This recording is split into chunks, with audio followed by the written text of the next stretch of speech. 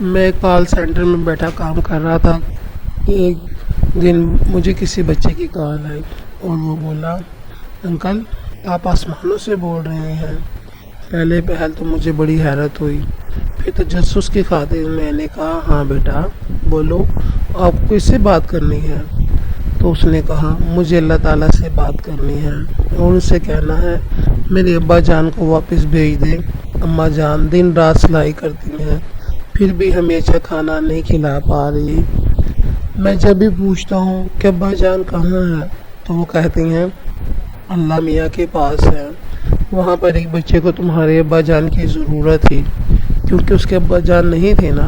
اللہ میاں کو کہیے نا میرے ابا جان اب لوٹا دیں، مجھے بھی اب ان کی ضرورت ہے۔ آپا جان بھی چپ چاپ اپنی کتابوں میں مصروف رہتی ہیں، مجھ سے کوئی بات نہیں کرتا، نہ ہی مجھ سے کوئی پیار کرتا ہے۔ دوسروں کے ابا جان انہیں مہنگے مہنگے کھلونے لے کر دیتے ہیں، اچھے اچھے کھانے کھلاتے ہیں، اچھے اچھے کپڑے پہناتے ہیں، لیکن میرے کپڑے تو گھسے ہوئے ہوتے ہیں، میری کتابیں پھٹی ہوئی ہوتی ہیں، کوئی بھی مجھے کپڑے نہیں لے کر دیتا۔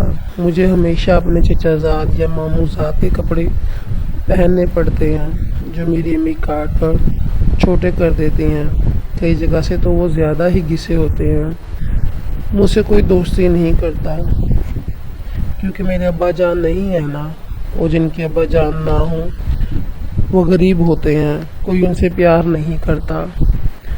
اماں جان سے جب بھی کہتا ہوں وہ ابا جان کو واپس بلا لیں تو وہ رونے لگ جاتی ہیں اور مجھے گلے لگا کے کہتی ہیں وہ جلد ہی آ جائیں گے۔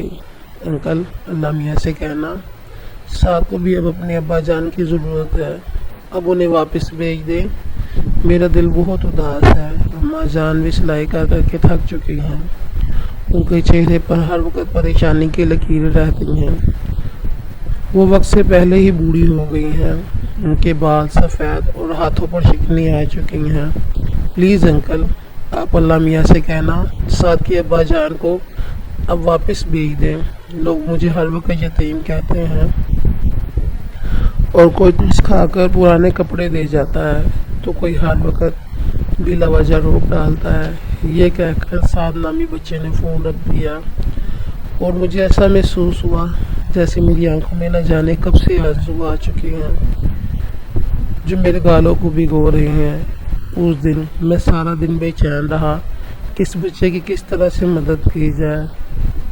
پھر میں نے اس کے گھر کا ایڈریس لیا اور اگلے ہی دن میں اس بچے کے گھر پہنچ گیا۔ اس گھر کی حالت چیخ چیخ کر گھر والوں کے حالات کا پتہ دے رہی تھی۔ میں نے دروازے پر دستک دی تو اندر سے آواز آئی کون؟ میں نے کہا جی منی آرڈر والا۔ کسی بچے نے جلدی سے دروازہ کھولا جیسے جس کے کپڑے گھسے ہوئے اور جوتے کئی جگہ سے پھٹے ہوئے تھے۔ میں سمجھ گیا یہی سعد ہے۔ میں نے کہا بیٹا آپ سعد ہو؟ اس نے کہا جی انکل۔ میں نے کہا مجھے اللہ تعالیٰ کے ہاں سے تمہارے ابا جان نے بھیجا ہے۔ وہ بولے میرے ساتھ کو یہ پیسے اور کھلونے دے دینا اور اس سے کہنا میں جلد ہی واپس آؤں گا اپنے بیٹے سے ملنے۔ اسی اثنا میں اس کے لڑکے کی والدہ بھی آ گئی اور بولی جی آپ کون؟